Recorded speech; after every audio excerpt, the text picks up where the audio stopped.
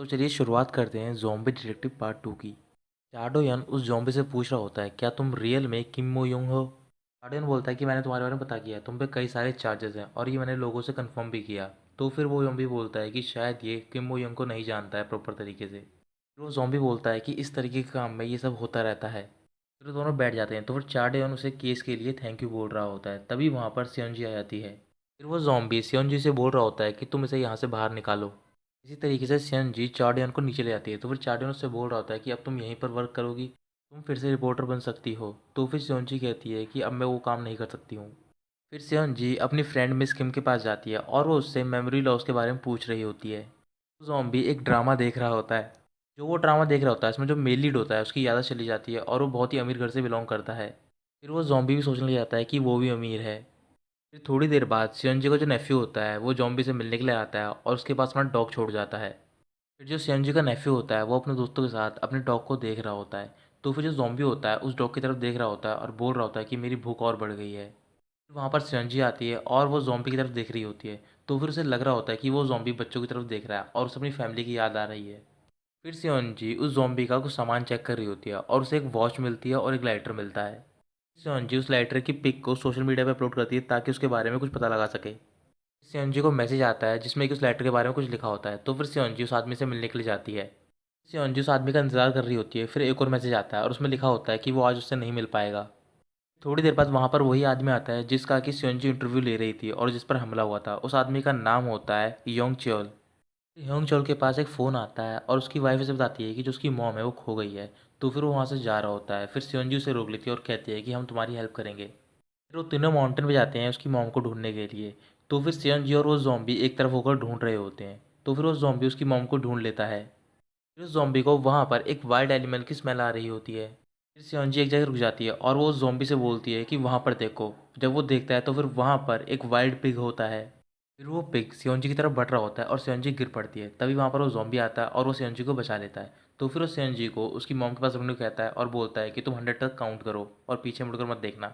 इन दोनों की लड़ाई स्टार्ट होती है। तो फिर वो पिग ज़ॉम्बी को हरा रहा होता है। फिर ज़ॉम्बी को एक आइडिया आता है और वो एक ऊंची जगह पर जाता है। फिर वो पिग को अपने पास बुला रहा होता है। जैसे ही पिग उसके पास आता है तो फिर वो हट जाता है।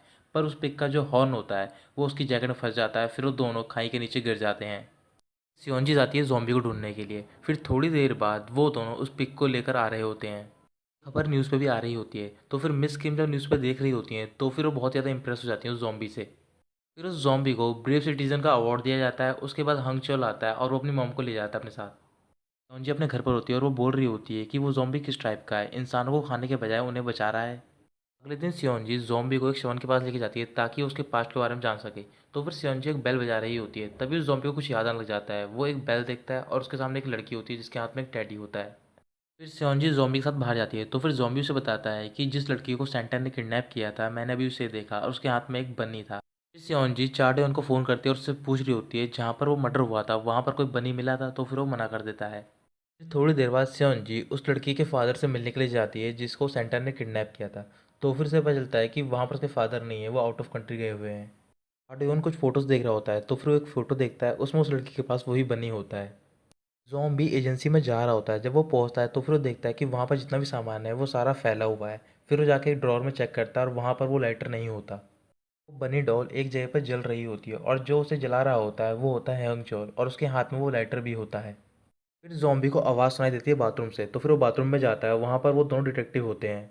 फिर वो उन दोनों से पूछता है कि तुम यहाँ पर क्या कर रहे हो? तो फिर वो बताते हैं कि हम तुम्हारे साथ खाना खाने के लिए आए थे, पर जो तुम्हारा डोर था वो खुला था। फिर जब वो अंदर घुसे फिर थोड़ी देर बाद वहाँ पर एक और आदमी आया और हमने उसकी शक्ल नहीं देख पाई। अगले दिन सीएनजी के नेफ्यू का बर्थडे होता है। तो फिर जब वो एजेंसी पहुँचती है फिर वो देखती है कि वहाँ पर सामान फैला हुआ है। तो फिर वो ज़ॉम्बी से बताता है कि कल रात यहाँ पर कोई आया और वो लाइटर ले गया। सियांजी और ज़ॉम्बी की बातें वो डिटेक्टिव सुन रहा होता है क्योंकि उसने वहाँ पर एक माइक्रोफोन लगाया होता है।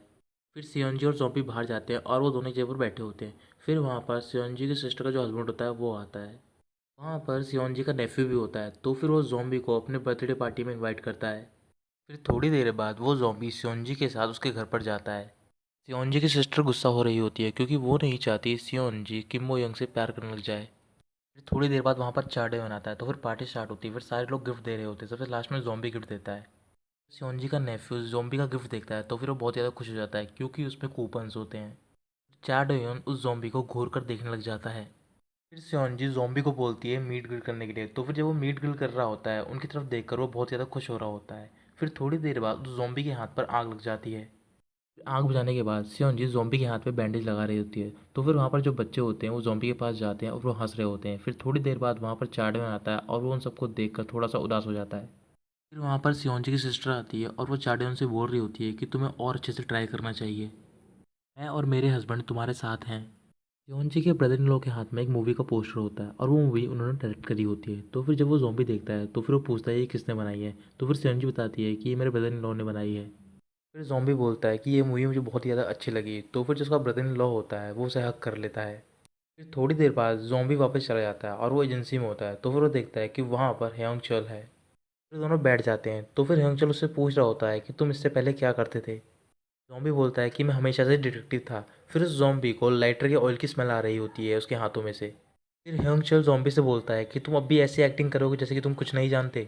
फिर ह्योंग-चोल गुस्सा हो रहा होता है और कह रहा होता है कि तुम ऐसा क्यों प्रिटेंड कर रहे हो कि तुम मुझे नहीं जानते हो। फिर वो उससे बोलता है कि तुम किडनैपिंग केस के एविडेंस क्यों ढूंढ रहे हो, अगर तुम ढूंढ लोगे तो फिर हम दोनों मुसीबत में पड़ जाएंगे। फिर ह्योंग-चोल हंसने लग जाता है और कहता है मुझे माफ़ कर दो, मैं तुम्हें कोई और समझ बैठा, और वहाँ से चला जाता है। थोड़ी देर बाद वो ज़ॉम्बी वो माइक्रोफ़ोन लेता है और उसमें बोल रहा होता है कि मुझे पता है कि तुम सारी बातें सुन रहे हो, मैं चाहता हूँ कि तुम यहाँ पर आओ। तो दोनों मिलने के लिए आते हैं। तो फिर ज़ॉम्बी उनसे बोलता है कि जो आदमी अभी यहाँ से गया है तुम्हें उस पर निगरानी रखनी होगी। तो फिर वो मान जाते हैं। अगले दिन वो ज़ॉम्बी सियोंजी को बताता है कि यहाँ पर ह्योंग-चोल आया था और वो मुझसे बोल रहा था कि वो किसी को ढूंढ रहा है।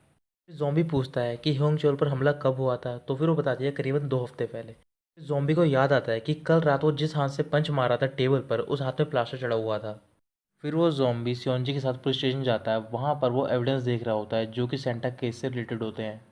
सियोंजी चार्डन के साथ बाहर जाती है और उससे बातें कर रही होती है। तभी वहाँ पर एक और ऑफिसर आती है, उसका नाम होता है ऑफिसर बे। थोड़ी देर बाद वहाँ पर ज़ॉम्बी आता है और सियोंजी उसके साथ चली जाती है। ऑफिसर बे बोल रही होती है कि डिटेक्टिव बहुत ही ज़्यादा हैंडसम है और वो दोनों साथ में बहुत ज़्यादा अच्छे लगते हैं। चार्डन बोलता है कि उनका रिलेशन एक बॉस और एम्प्लॉय का है। ऑफिसर बे बोल रही होती है कि तुम अपनी फीलिंग कब तक छुपाओगे, तुम्हें ज़्यादा इंतज़ार नहीं करना चाहिए क्योंकि मैं भी तुम्हारे लिए ज़्यादा इंतज़ार नहीं कर सकती हूँ। फिर वो ज़ॉम्बी एजेंसी में होता है। तो फिर वहाँ पर वो दोनों डिटेक्टिव आते हैं और वो उसे फ़ोटोज़ दिखा रहे होते हैं। फिर वो फ़ोटोज़ में देखता है कि ह्योंग चोल के पास वही लाइटर है। सेओन जी उस लड़की के घर गई होती है जिसका किडनैप हुआ होता है। तो फिर वहाँ पर उसके फादर आते हैं और वो उनसे बातें कर रही होती है। सेओन जी फ़ोटोज़ देख रही होती है उस लड़की की। तो फिर वो एक फ़ोटो देखती है, वहाँ पर उस लड़की की फ़ोटो होती है और उसमें किसी आदमी का हाथ होता है, उसने एक वॉच पहन रखी होती है। सियोंजी को याद आता है कि ये घड़ी तो ज़ॉम्बी के पास थी। तो फिर वो उस लड़की के फादर से पूछती है कि ये आदमी कौन है। तो फिर वो बताता है कि ये हमारा प्राइवेट बॉडीगार्ड है। सियोंजी पूछती है कि आपको पता है ये कहाँ है। तो फिर वो मना कर देता है। फिर उसके बाद सियोंजी उस ज़ॉम्बी की फ़ोटो दिखाती है। तो फिर उसका फादर बोलता है हाँ यही है, इसका नाम है कांग मिन हो, आप इसे जानती हो। फिर सियोंजी एजेंसी जाती है पर वहाँ पर वो ज़ॉम्बी नहीं होता। फिर वो उसे कॉल कर रही होती है। वो ज़ॉम्बी योंग चॉल के पास होता है और उससे बोल रहा होता है कि तुम ही कल्प्रिट हो ना। फिर वो ज़ॉम्बी बोल रहा होता है कि तुमने ही उस लड़की को किडनैप किया था, ऐसा तुमने क्यों किया। तो फिर वो बोलता है कि ये काम हम दोनों ने साथ मिलकर किया था। फिर ह्योंग-चोल बोलता है कि तुम सच्चाई जानना चाहते हो। क्रिसमस डे के दिन हमने प्लान किया था कि हम उस लड़की को किडनैप करेंगे, पर तुमने उस लड़की को मार दिया था। ह्योन जी एजेंसी के बाहर खड़ी होती है और वो ज़ॉम्बी को कॉल कर रही होती है पर वो पिक नहीं कर रहा होता और वो भी वहीं पर खड़ा होता है। फिर थोड़ी देर बाद वहाँ पर चाडोन आता है और सियोन जी उसके साथ चली जाती है। अगले दिन सियोन जी एजेंसी में जाती है तो फिर वहाँ पर ज़ॉम्बी नहीं होता। फिर उसे वहाँ पर एक फ़ोटो मिलती है और वो लेकर दूसरी एजेंसी में जाती है। तो फिर वहाँ पर वो फ़ोटो के बारे में पूछ रही होती है। फिर वो बता देता है योंग चोल ने वो लेटर चुराया था, इस वजह से हमें किंग मो युंग ने बोला था कि तुम जाकर उस पर निगरानी रखो। फिर थोड़ी देर बाद सियोंजी ज़ॉम्बी को मैसेज करती है कि वो ह्योंग चोल से मिलने के लिए जा रही है।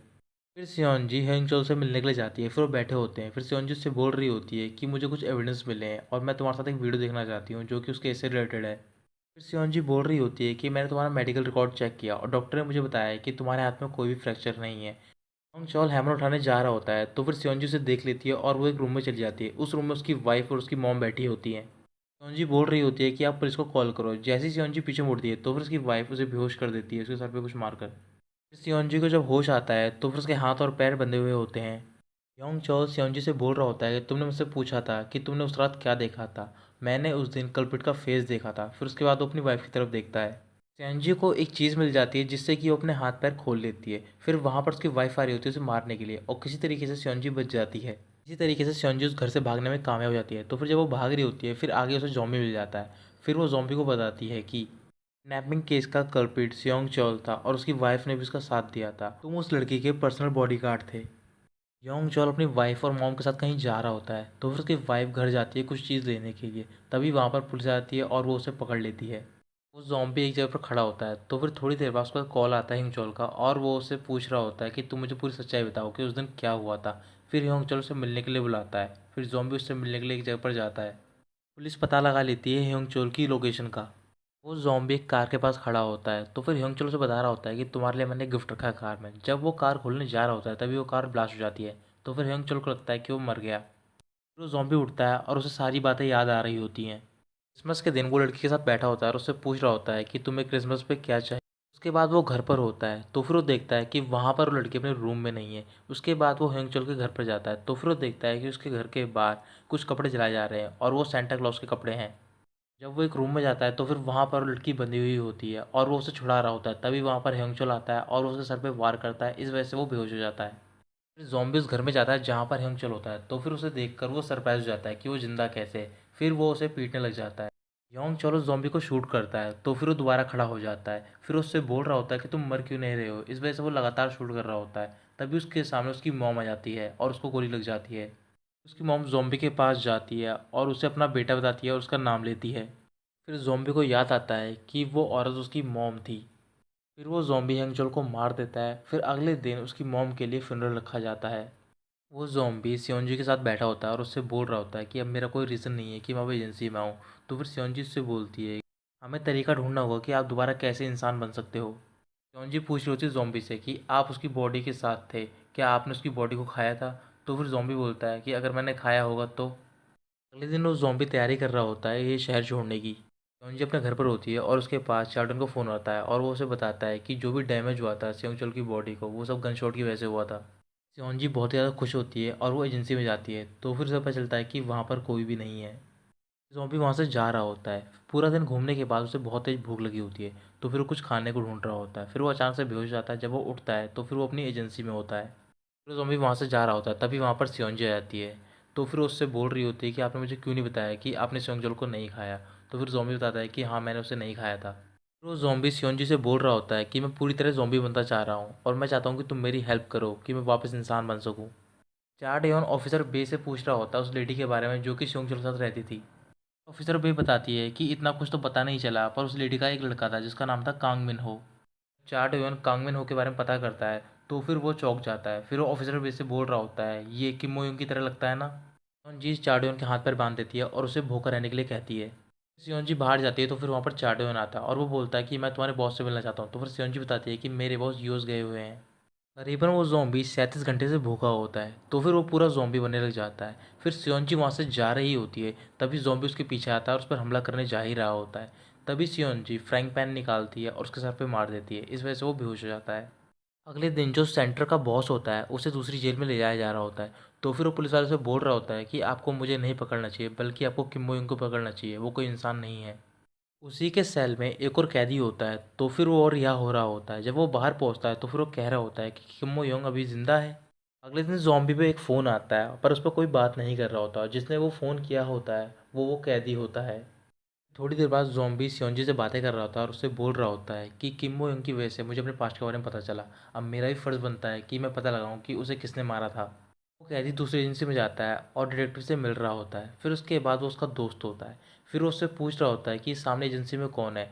तो फिर वो डिटेक्टिव बताता है कि वो किम बो यूं है। फिर वो कैदी उन दोनों से बोलता है कि मैं चाहता हूँ कि तुम किम बो यूं पे नज़र रखो। अगले दिन वो ज़ॉम्बी और सियोंजी उस जगह पर जाते हैं जिस जगह पर किम बो यूं आखिरी बार गया था मरने से पहले। वहाँ पर एक लेडी होती है और वो किम मोयोंग के बारे में पूछ रहे होते हैं। तो फिर वो बताती है कि किम मोयोंग उस दिन मेरे से डॉक्टर नो के बारे में पूछ रहा था। वहाँ पर एक और लेडी होती है और वो बोलती है शायद डॉक्टर नो तो जेल में है। थोड़ी देर बाद सियोंजी और जोम्बी उस डॉक्टर नो के क्लिनिक में जाते हैं तो फिर वहाँ पर वो उसकी फ़ोटो देखते हैं। फिर उस जोम्बी को याद आता है कि ये तो वही आदमी है जिसने कि किम मोयोंग को मारा था। जोम्बी और सियोंजी का पीछा वो दोनों डिटेक्टिव भी कर रहे होते हैं। उसके बाद वो दोनों अपनी एजेंसी में जाते हैं और जाके डॉक्टर नो को बताते हैं कि वो आपके क्लिनिक पे गए थे। थोड़ी देर बाद वो ज़ॉम्बी और सियोंजी मिस किम के रेस्टोरेंट में जाते हैं। फिर वो ज़ॉम्बी मिस किम से पूछ रहा होता है कि आप डॉक्टर नो के बारे में कुछ जानती हैं। तो फिर वो मना कर देती है। फिर वहाँ से वो ज़ॉम्बी चला जाता है। वो ज़ॉम्बी बाहर जाता है तो फिर से बाहर चौडेन मिल जाता है और चौडेन उससे बोल रहा होता है कि तुम तो यूएस गए थे। तो फिर वो बोलता है कि मैं किसी कारण नहीं जा पाया था। वो ज़ॉम्बी जा रहा होता है तो फिर चार्डन उससे पूछता है क्या आप कांग मिन हो को जानते हो, तो फिर वो ज़ॉम्बी रुक जाता है। फिर चार्डन बोलता है कि मैंने भी एक आदमी को देखा जो कि आपकी तरह दिखता है, उसका नाम कांग मिन हो है। चार्डन कांग मिन हो की फ़ोटो दिखाता है और बोलता है कि लोग समझेंगे कि आपका ट्विन है या फिर डॉपलैंगर है। चार्डन पूछता है कि आपका कोई ब्रदर है, तो फिर वो मना कर देता है। किम यंग की एजेंसी के बाहर वो डिटेक्टिव होता है और वो उसके डोर पर कुछ वायर लगा रहा होता है ताकि जब किम यंग आए तो फिर उसे शॉक लग जाए और वो बेहोश हो जाए। फिर वो किम यंग को डॉक्टर नो के पास ले जा सके।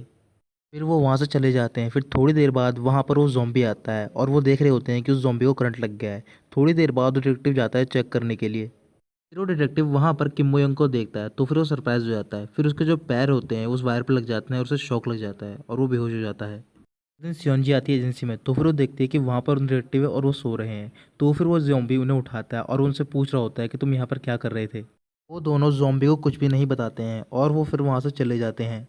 वो ज़ॉम्बी वो वोल्टेज देख रहा होता है जिससे कि उसे करंट लगा होता है। तो फिर उसमें कुछ स्मेल आ रही होती है और वही सेम स्मेल उसे उस क्लिनिक से आ रही होती है जहाँ पर डॉक्टर नो का क्लिनिक होता है। फिर वो ज़ॉम्बी बोलता है कि शायद वो डिटेक्टिव डॉक्टर नो को जानता है।